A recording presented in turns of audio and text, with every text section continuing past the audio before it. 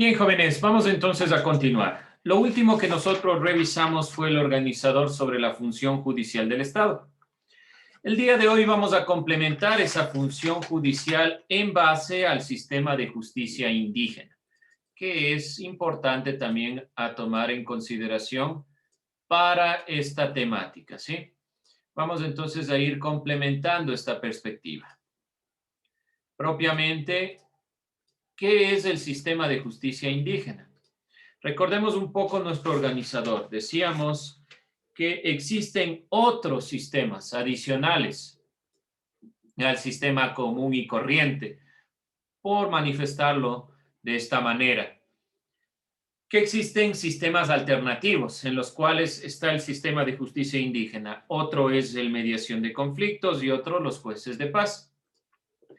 Vamos a centrarnos en esta perspectiva porque ha sido uno de los temas altamente controversiales. ¿Qué es el sistema de justicia indígena?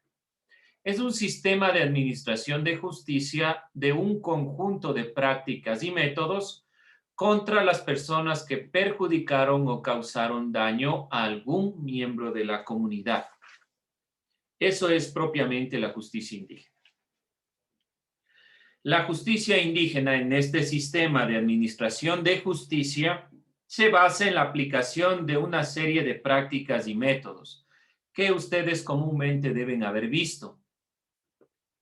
Vamos a ir puntualizando. Entre las prácticas constan la limpieza con hierbas medicinales, los baños de agua helada y el pago de multas. ¿Qué opinan ustedes? ¿Funciona o no esto de la justicia indígena? ¿Funciona? ¿Puede basarse la justicia en estos métodos ancestrales? Vemos que la justicia indígena es un sistema de administración de justicia que se basa en la aplicación de estas prácticas. Vamos a ver qué me comentan ustedes. A ver, veamos qué me dicen. Señor Parra, a ver, cuénteme. Mateo Parra, ¿qué piensa usted? ¿Qué opina sobre lo que estoy yo preguntando? ¿Es suficiente? ¿Funciona este método de justicia indígena? Y para todos, no se olvide, vamos a ir cuestionándonos. ¿Dónde está Mateo? Ahí, vamos. ¿Qué me cuenta? ¿Qué dice usted? Sí, no, ¿por qué? No funciona. Ahí está el método en sí mismo. ¿Qué dice? Lo que usted opine. Su opinión es importante, así que de su punto de vista.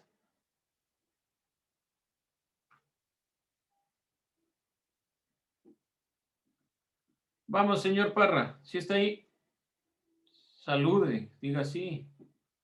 Sí, creo. Sí creo que estoy, ya. Vamos a ver entonces con la respuesta. ¿Qué opina usted? Sí. ¿Sí funciona? ¿Por qué? Sí, ¿por qué? No se olvide siempre decir el por qué. ¿Por qué sí funciona? Vamos tomando postura.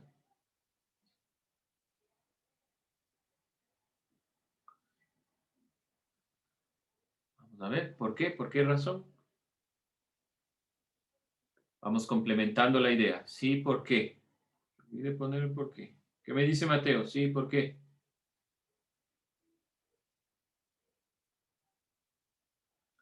Vamos, vamos.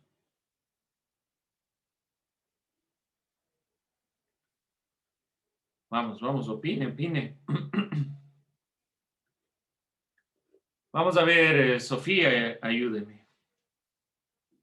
¿Qué dice usted? ¿Funciona o no funciona? El compañero dice sí, sabemos por qué, pero por lo menos dice que sí. ¿Qué opina usted? También porque igual eso utilizaban como antes para, para, para sanar a las personas. A golpes. Esa es la premisa. Ortigándoles o con agua helada. Algo de multas, bueno, es una nimiedad, pero sabemos muy bien que mayormente se utiliza el sistema que estamos viendo aquí. Ahora, los dos compañeros opinan que sí. ¿Por qué no se ha implementado como justicia general? ¿Qué cree Fernando? ¿Por qué si funciona no se ha implementado como justicia general? ¿Por qué no a todos les ortigamos, a los ladrones, a los delincuentes? Porque creen en que la justicia no debe ser físicamente. Ya, pero supongamos que funciona, ¿ya? Más allá de eso, ¿por qué será? ¿Qué se le ocurre? ¿Por qué será? ¿Otra idea? ¿Alguien más? Vamos, Yo le hice vamos. por los derechos humanos. Por los derechos humanos. Ya, muy bien, por los derechos, por la Declaración de los Derechos Humanos. Anthony, ¿qué más? Iba a decir eso mismo, Liz. Bueno, Valeria. También lo mismo, y tal vez la Constitución. La Constitución, un elemento importante. La Constitución. Ahora, ¿qué pasa en el Ecuador? ¿Por qué aceptamos esta justicia? Sí, la Constitución del Ecuador. En el artículo 66 dice que no se pueden cometer casos contra la integridad de la persona. ¿Por qué seguir manteniendo esta práctica? ¿Por qué seguir con el sistema de justicia indígena? ¿Qué opinan? ¿Por qué mantener estas prácticas si la Constitución y la Declaración de los Derechos Humanos manifiesta que se prohíbe realmente toda forma de violencia con contra la integridad personal? ¿Por qué mantener estas prácticas? ¿Por qué se permite? Porque es un sistema alternativo de justicia.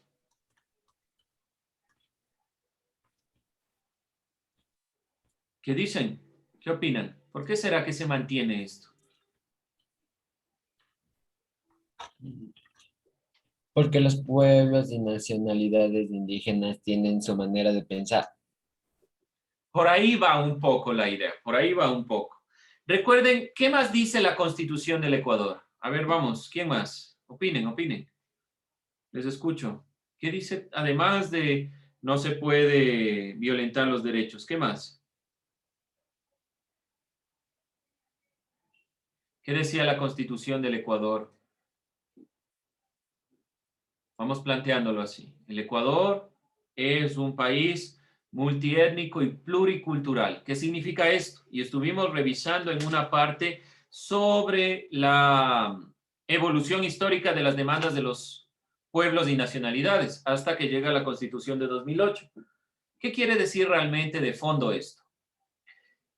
No podemos violentar una práctica ancestral, pero tampoco podemos plantear esta práctica porque sea ancestral a toda la sociedad.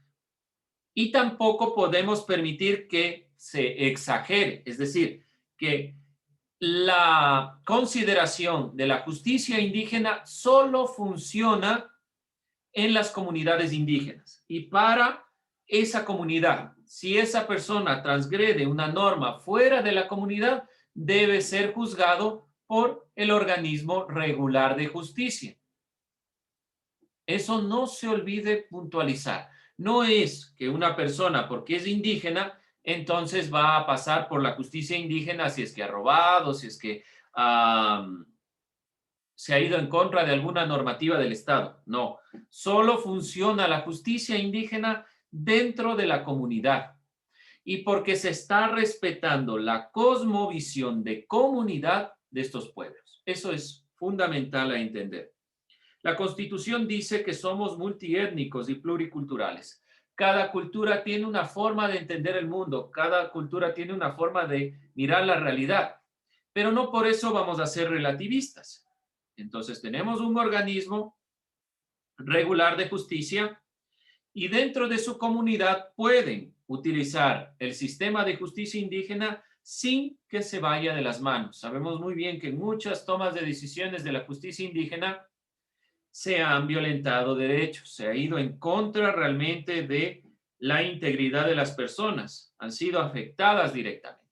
Pues ahí hay que criticar la justicia indígena. Cuando se toma bajo sus preceptos y sus normas, entonces realmente funciona solo para esta consideración de la comunidad.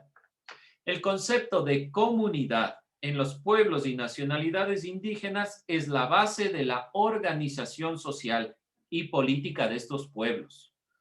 Por lo tanto, una persona que comete una acción indebida contra un miembro de la comunidad no está afectando a ese individuo, está afectando a toda la comunidad. Voy a escribir esto porque es importante que lo tengamos en cuenta. ¿Sí? Antes, ¿alguna duda, inquietud, pregunta? Vamos a ir puntualizando esta perspectiva. No olvidarse lo que vamos aquí planteando. No se olvide anotar. Si necesitan que regrese alguna diapositiva, algún elemento, por favor, pero no se olviden ir tomando nota de lo que decían las diapositivas. Ahora, vamos con esto. Lo más importante entonces es el concepto de comunidad. El concepto de comunidad en los pueblos y nacionalidades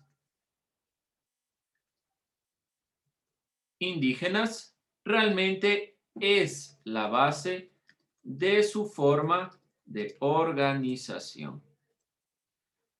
Una organización tanto política como social.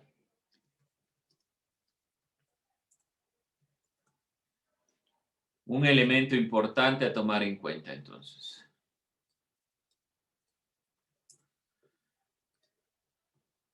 Y ahora, ¿cómo afecta esto a la cosmovisión realmente de entender por qué se da la justicia indígena? Principalmente porque cuando una persona comete algún tipo de acción, alguna acción indebida contra un miembro de la comunidad, no solo la comete contra esa persona, contra ese miembro de la comunidad, está afectando a toda la comunidad. Ustedes recordarán que nosotros veíamos los conceptos de reciprocidad, redistribución, cuando estuvimos hablando de los incas, ¿sí? En historia. Cuando hablábamos de estos conceptos, veíamos que estas comunidades tenían una concepción realmente en el sentido propio de la palabra comunidad, que redistribuían su alimento porque todos y cada uno de los que conforman la comunidad deben tener la posibilidad del acceso, que son recíprocos con lo que la naturaleza les da. Bajo esos preceptos se basan las comunidades indígenas. Por lo tanto, estas comunidades, si por ejemplo yo le quito, digamos, alguna persona roba maíz de una comunidad, no le está robando a esa persona que cultivó, le está robando a toda la comunidad. ¿Por qué? Porque cada uno de esos elementos de la comunidad se lo reparte para todos. Tienen muy en mente esta consideración. Cada una de las cosas que se tiene en la comunidad es para todos, no solo para una persona. Y así se va generando otra forma de entender. Por lo tanto, la justicia ordinaria reconoce al sistema de justicia indígena porque realmente es otra forma de entender la realidad y debe ser tomado en cuenta desde otra forma, siempre y cuando no afecte a las consideraciones externas. Si esa persona, por lo tanto, cometió un delito fuera de su comunidad, debe ser juzgado bajo el organismo regular, bajo el órgano regular, no bajo los preceptos de la justicia indígena.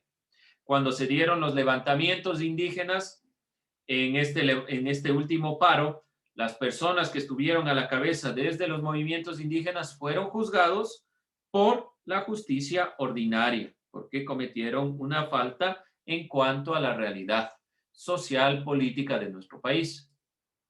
Bien, ¿alguna duda en cuanto a la justicia indígena? ¿Está claro lo que es? ¿Y cuáles son sus prácticas? No se olviden, la justicia indígena, al igual que los jueces de paz y demás, son formas alternativas de aplicar la justicia. Es realmente una forma de administrar la justicia en estos sectores o en estas comunidades. Vamos con el siguiente tema, que ya es el que nos compete directamente.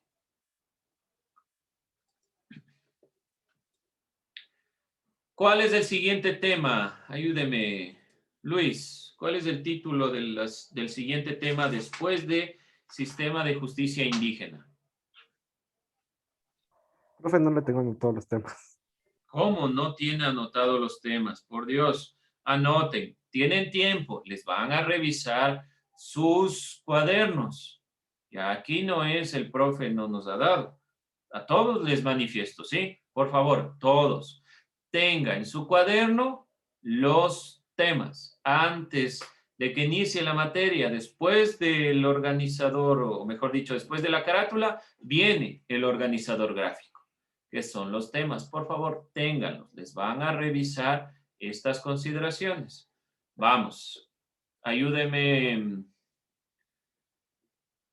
Nayeli, vamos a ver, ¿cuál es el siguiente tema que continúa después de la función judicial y después del sistema de justicia indígena?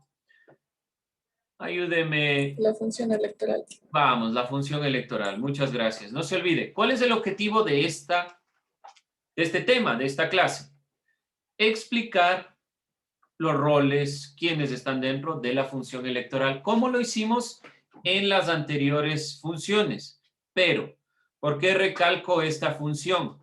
Porque la función electoral no se ha creado sino a partir de la Constitución de 2008. Significa que desde 2007 para atrás no existía la función electoral. Existía el Tribunal Contencioso Electoral, pero no la función electoral. Y comenzamos con esta pregunta. ¿Cómo se relaciona la función electoral con su vida? No es obviamente solo el voto, no es que yo voy a votar. ¿Cómo se relaciona con su vida? ¿Qué me dice Daniela? ¿Qué opina usted? ¿Cómo se relaciona la función electoral con su vida?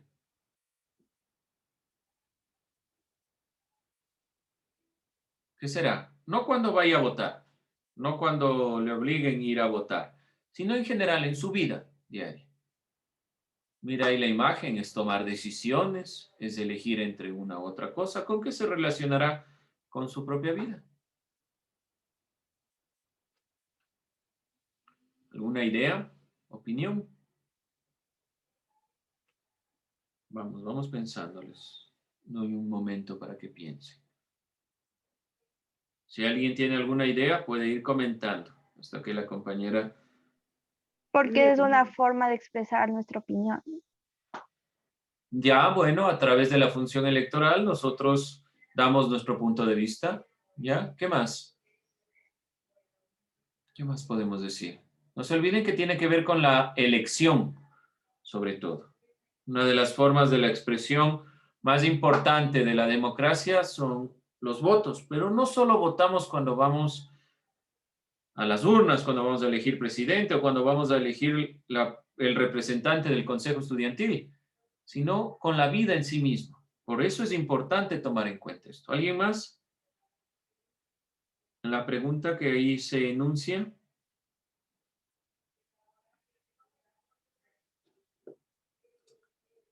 ¿Qué será? Bueno, nos quedamos con esa pregunta. Es importante que la tomen en cuenta. Vamos a ver la función electoral. Voy a darles una pauta tal vez. ¿Cómo se relaciona la función electoral con mi vida?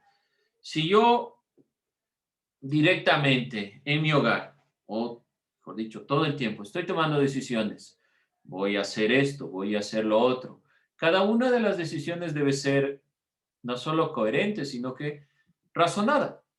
Si yo, por ejemplo, en mi casa se decide, vamos a ver una película, ¿ya? Cada uno elige una película y nos ponemos de acuerdo en cuál vamos a ver. Yo sé que es algo muy banal, por decirlo de alguna manera, pero todo el tiempo estamos tomando decisiones y la función electoral es la que guía esta consideración a nivel estatal. Por eso es tan importante. Vemos que todo el tiempo estamos tomando decisiones, todo el tiempo participamos, decimos, opinamos, aunque en la clase obviamente siempre opinamos, de ahí nos cuesta, pero estamos dentro de ese proceso, ¿sí? Vamos entonces con esta consideración. Como les decía, antes de la Constitución de 2008 no existía la función electoral o poder electoral. Esta y la última función del Estado que estaremos revisando están creadas a partir de 2008. Uno de los motivos de la creación de este nuevo poder era despolitizar el nuevo órgano electoral. ¿Qué quiere decir despolitizar? Vamos a ver con esto que dice complementariamente. El anterior órgano electoral se llamaba Tribunal Supremo Electoral y estaba conformado por un miembro de cada una de las 7 fuerzas políticas más votadas. Por lo tanto, ¿quién iba a poner los parámetros para las elecciones? Iban a ser los partidos políticos que más han sido votados. Los demás partidos políticos, las demás opiniones, los demás criterios no tenían participación. Era solo los grupos políticos que mayormente o más votos o los que siempre han estado, por decirlo. Estos grupos políticos elegían entonces las decisiones entre ellos mismos.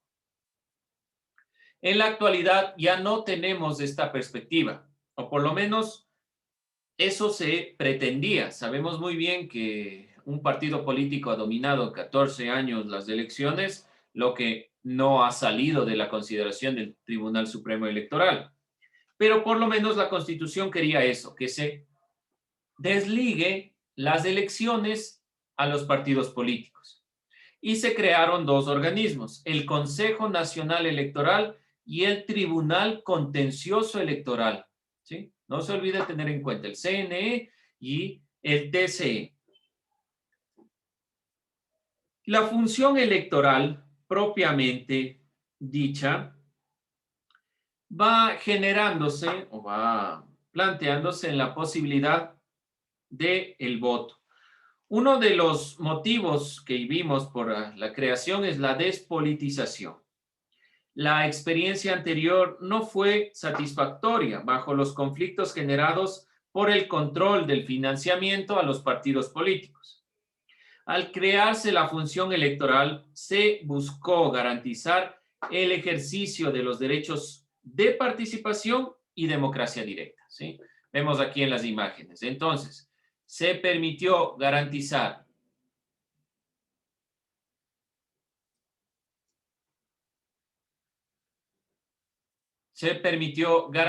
sobre todo la democracia directa y la participación. Esta imagen entonces representa propiamente la participación.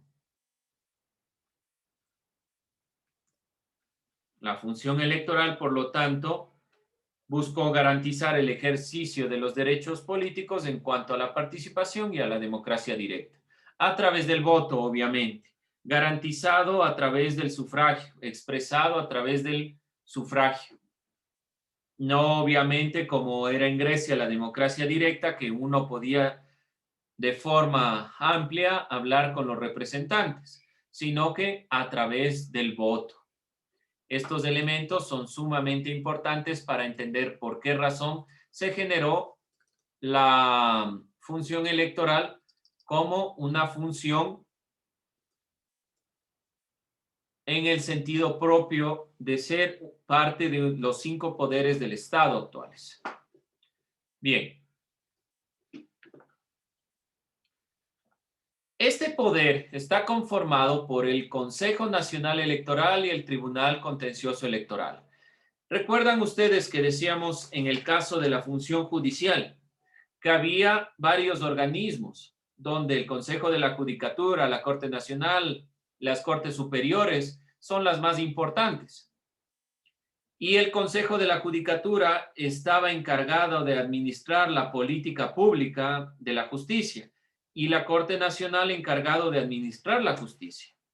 Aquí también hay un organismo de administración, que es el Tribunal Contencioso Electoral, y el Consejo Nacional Electoral, y estaremos revisando qué le compete. Vamos a quedarnos aquí. No se olvide puntualizar. Esto conforma lo que es propiamente el poder electoral. ¿Por qué pongo aquí el Consejo de Participación Ciudadana y Control Social? Porque quien elige a los miembros del CNE y el TCE es el Consejo de Participación Ciudadana y Control Social. Ellos eligen a los miembros de la derecha. No son electos por voto popular. Son elecciones a través del Consejo de Participación Ciudadana y Control Social. Estaremos complementando esta parte. No se olvide, tema, función judicial del Estado. ¿Alguna duda, pregunta, inquietud? ¿Todo claro? Bien, jóvenes, nos vemos la